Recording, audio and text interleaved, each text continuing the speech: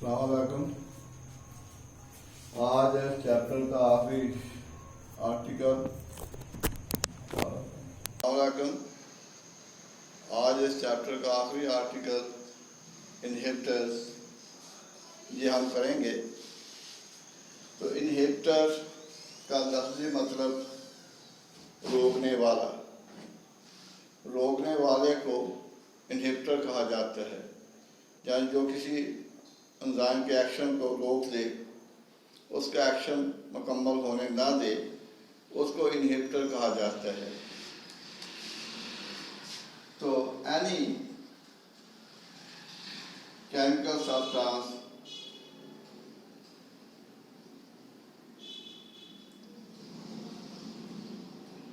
that can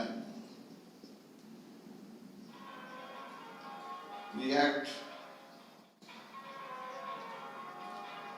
with enzyme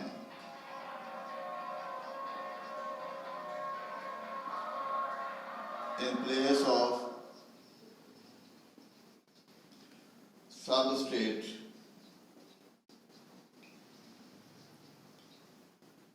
and not transformed into products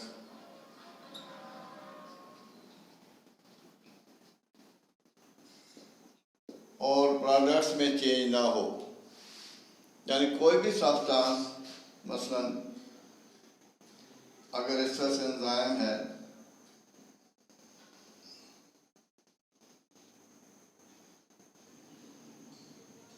तो ये SS enzyme है और सपोज करें कि जहाँ पर एसएस है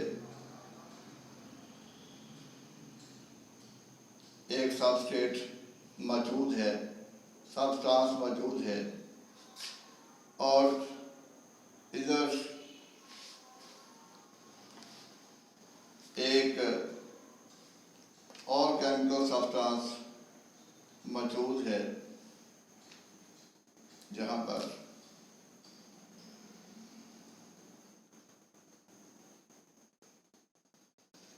पर एक और सब्सटेंस मौजूद है। अब ये जो है ये एक जेन्युइन सबस्ट्रेट है।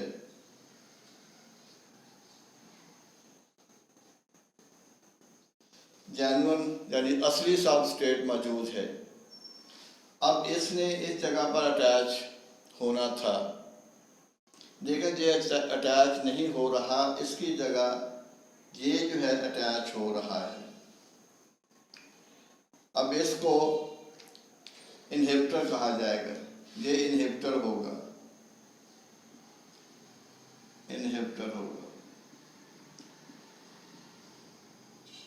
ये एंजाइम की एक्टिव साइट उसको ऑक्यूपाई कर लेगा, टेम्पररी या परमानेंटली, यानी मुश्किल तौर पर या आर्जी तौर पर वो एक्टिव साइट के साथ अटैच हो जाएगा और प्रोडक्ट्स में चेंज नहीं होगा। यानी जो कैटालाइसिस का प्रोसेस है वो नहीं होगा।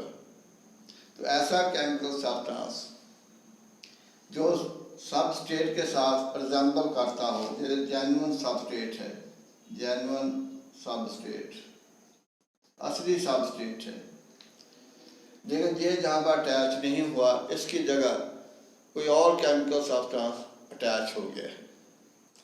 अब इसको इनहिबिटर कहा जाएगा और ये एक्टिव साइट को आर्जी तौर पर या मुश्किल तौर पर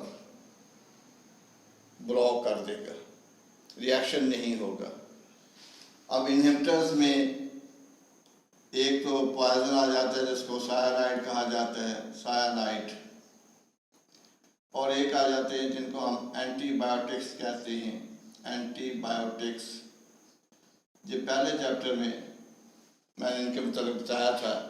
ये केमिकल सब्सटेंसेस होते हैं जो माइक्रो ऑर्गेनिज्म से हासिल होते हैं और दूसरे माइक्रो ऑर्गेनिज्म को किल करने के लिए इस्तेमाल हों, उसको एंटीबायोटिक कहा जाता है। और एक उनको कहा जाता है एंटी मेटाबोलाइट। Anti metabolite. अब मेटाबोलाइट, मेटाबोलाइट का मतलब होते हैं products of metabolism. Products of metabolism के मेटाबॉलिज्म के प्रोडक्ट्स। मेटाबॉलिज्म सेल के अंदर जितने भी केमिकल रिएक्शंस होते हैं उनको मजमूई तौर पर मेटाबॉलिज्म कहा जाता है। तो मेटाबॉलिज्म के प्रोडक्ट्स, एंटी का मतलब अगेंस्ट होता है, एंटी अगेंस्ट को कहा जाएगा, यानी जो मेटाबॉलाइट्स उनको बनने ना दें, उनकी फॉर्मेशन को रोक दें, उनको कहा जाएगा एंटी मेटाबोलाइट। अब ये जो हैं साइनाइड है, एंटीबायोटिक्स हैं, ये सारे क्या हैं, इनहिबिटर हैं, इनको इनहिबिटर कहा जाएगा। अब इनहिबिटर उसके आगे फिर टाइप्स हैं। अब इसकी 2 टाइप्स इनहिबिटर की। एक जो उनको कहा जाता है इरिवर्सिबल, इरिवर्सिबल इनहिबिटर्स, और एक होते हैं उनको कहते हैं रिवर्सिबल, रिवर्सिबल इनहिबिटर्स।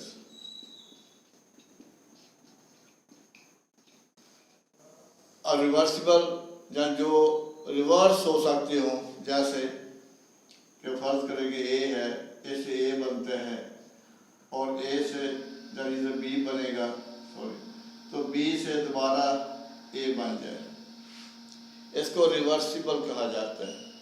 ये रिवर्सिबल होगा। और अगर इस तरह से हो कि जहाँ से ए बी और सी में डेवलप हो जाए और बी और सी दोबारा ए में कन्वर्ट ना हो, तो ये हो जाएगा इरिवर्सिबल। दूसरे लफ्ज़ में ये कह लें कि अगर इनहिबिटर एंजाइम से अलहदा हो जाए तो वो रिवर्सिबल होगा, अगर अलहदा नहीं होता तो वो इरिवर्सिबल होगा। अब इरिवर्सिबल में ये होता है कि जो एक्टिव साइट होगी इस तरह से, ये इसकी एक्टिव साइट है। अब ये जो एक्टिव साइट है ये मुकम्मल तौर पर एक्टिव साइट को ऑक्यूपाई कर लेगा, ऑक्यूपाई एक्टिव साइट, तो ये एक्टिव साइट को ऑक्यूपाई कर लेगा। या फिर इसका जो ग्लोब्यूलर स्ट्रक्चर है इसको डिस्ट्रॉय करेगा, डिस्ट्रॉय ग्लोब्यूलर स्ट्रक्चर। तो ये ग्लोब्यूलर स्ट्रक्चर को डिस्ट्रॉय कर देगा, इसका जो स्ट्रक्चर है, क्योंकि ये ग्लोब्यूलर प्रोटीन्स होती हैं और आपने पढ़ा था कि एंजाइम के एक्शन में 2 चीज़ें इंपॉर्टेंट होती हैं, एक उसकी शेप है और एक उसकी केमिस्ट्री है। तो ये एक्टिव साइट को ऑक्यूपाई कर लेता है और जो उसकी ग्लोब्यूलर का स्ट्रक्चर है उसको डिस्ट्रॉय कर देता है। दूसरा, ये एक्टिव साइट के साथ कोवलेंटली अटैच हो जाएगा, कोवलेंटली अटैच हो जाएगा, कोवलेंटली। तो ये कोवलेंटली अटैच हो जाएगा, कोवलेंटली, यानी ये कोवलेंट बॉन्ड बनाएगा और कोवलेंट बॉन्ड बना कर वो उसके साथ मजबूती के साथ स्ट्रॉन्गली अटैच हो जाएगा। या फिर एक्टिव साइट को ये फिजिकली ये ब्लॉक कर देगा, फिजिकली ब्लॉक कर देगा, यानी जहाँ पर बॉन्ड भी नहीं बनाएगा और वैसे ही जहाँ पर आकर वो अटैच हो जाएगा और इस एक्टिव साइट को ब्लॉक कर देगा फिजिकली, जिस्मानी तौर पर जिसको हम कहते हैं। तो ये इसको ब्लॉक कर देगा। इसको कहते हैं इरिवर्सिबल इनहिबिटर। और दूसरा है रिवर्सिबल इनहिबिटर। उसमें जो होता है उसमें वीक लिंकेज होती है, इसमें वीक लिंकेज होगी एक्टिव साइट और सबस्ट्रेट के दरमियान वीक लिंकेज होगी, वीक लिंकेज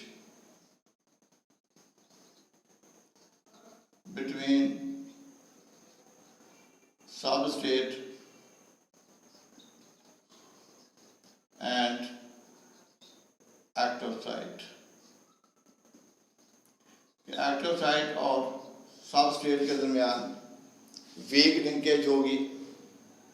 और ये जो रिवर्सिबल इनहिबिटर होते हैं उनको रिमूव किया जा सकता है by increasing the concentration of substrate. कि अगर हम एक्चुअल जो सबस्ट्रेट है उसके अमाउंट को ज़्यादा कर दें और एंजाइम के साथ ये इनहिबिटर अटैच है, इसने एक्टिव साइट को ऑक्यूपाई किया हुआ है, लेकिन जहाँ पर उसकी लिंकेज जो है वो कमज़ोर होगी, वीक होगी।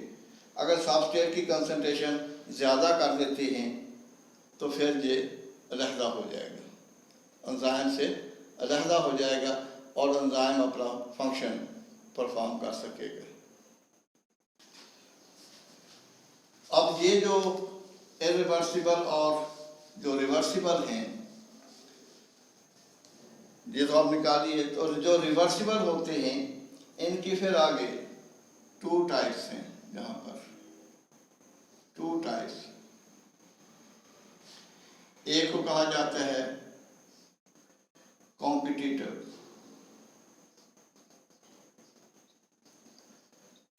Competitive inhibitor.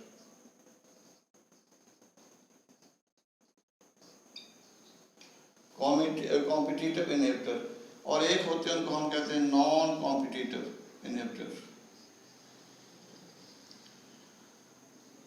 Non competitive inhibitor.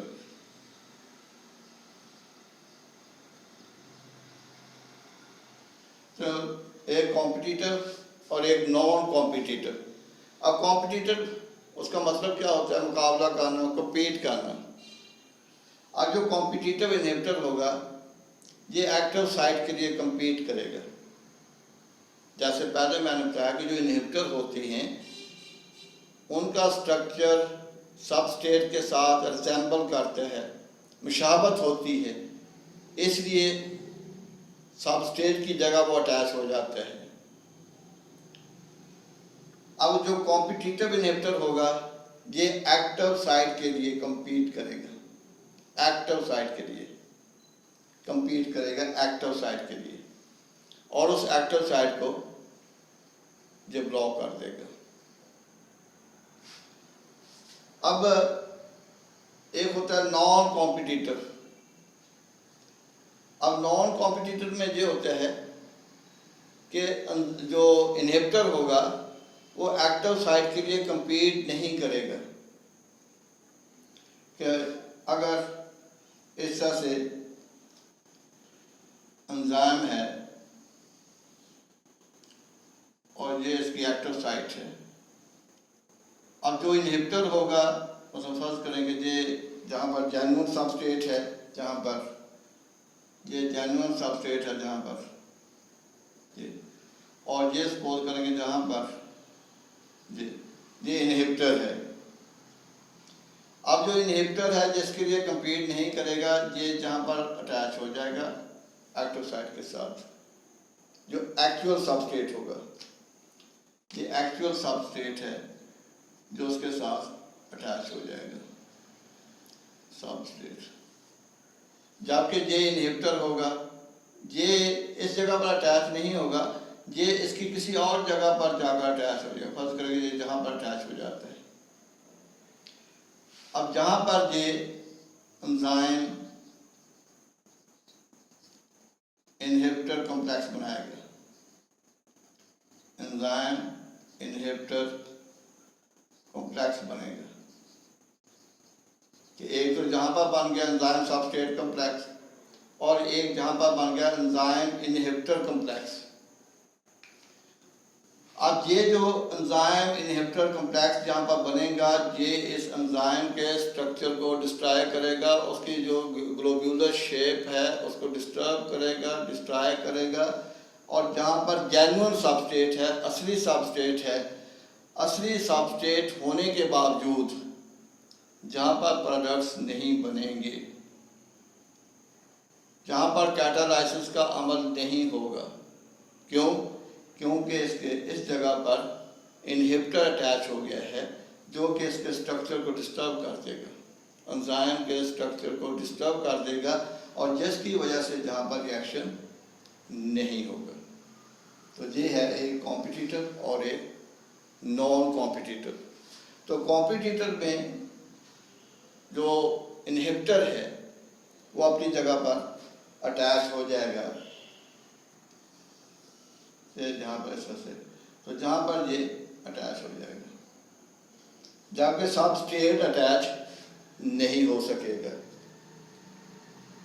और इस तरह से प्रोडक्ट फॉर्मेशन नहीं होगी, कोई प्रोडक्ट नहीं बनेगा।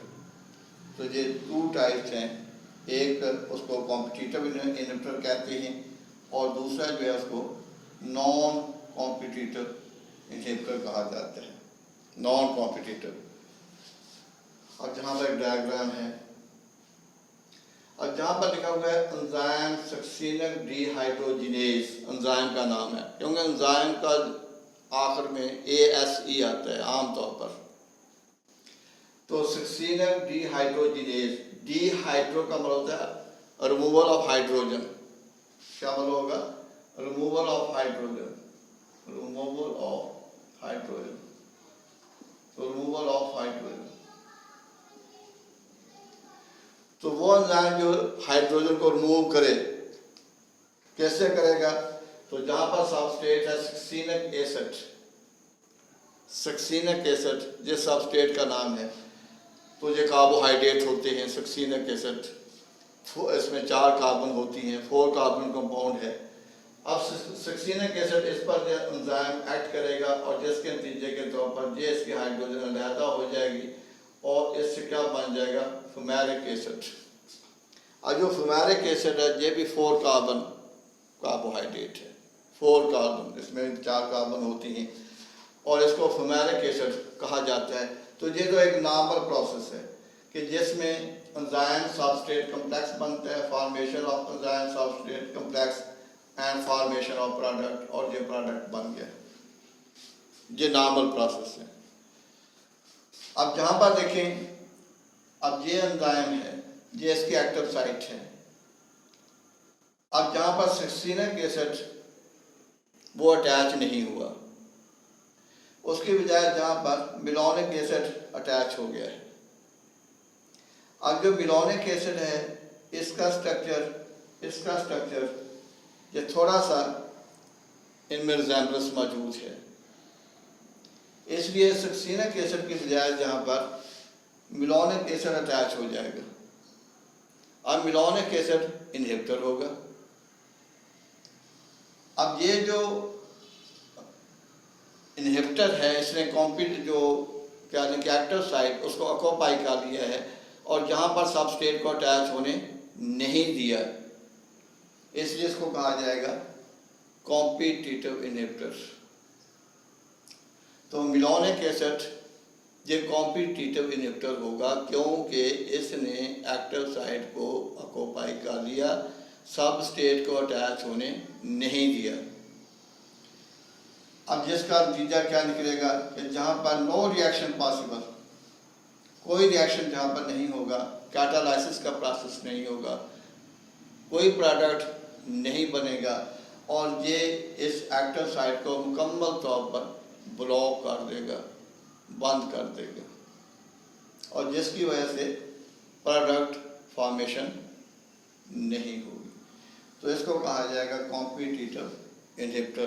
तो जो मुख्तलिफ इसकी जो टाइप्स वो हमने निकाली हैं, तो उसके बाद ऑब्वियस में जो ख़ास बात होती है कि जो कॉम्पिटिटिव होती हैं उसमें ये अटैच तो हो गया है मेलोनिक एसिड, ये मेलोनिक एसिड अटैच तो हो गया है, लेकिन इसकी अटैचमेंट की वजह से जो कैटालिटिक साइट है, यानी एक्टिव साइट के दो रीजन होते हैं, एक को बाइंडिंग साइट कहा जाता है, दूसरी को कैटालिटिक साइट कहा जाता है।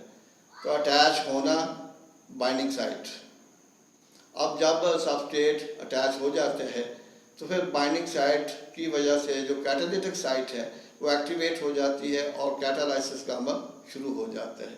लेकिन जहाँ पर इनहिबिटर अटैच हो गया है, इसके अटैच होने की वजह से कैटालिटिक साइट एक्टिवेट नहीं होगी और इसलिए जहाँ पर प्रोडक्ट फॉर्मेशन नहीं होगी। तो इस तरह से ये आखिरी आर्टिकल था चैप्टर नंबर 3 का, और अगला चैप्टर इंशाल्लाह चैप्टर नंबर 4 होगा, तो जो कल से इंशाल्लाह स्टार्ट हो जाएगा। शुक्रिया, अल्लाह हाफ़िज़।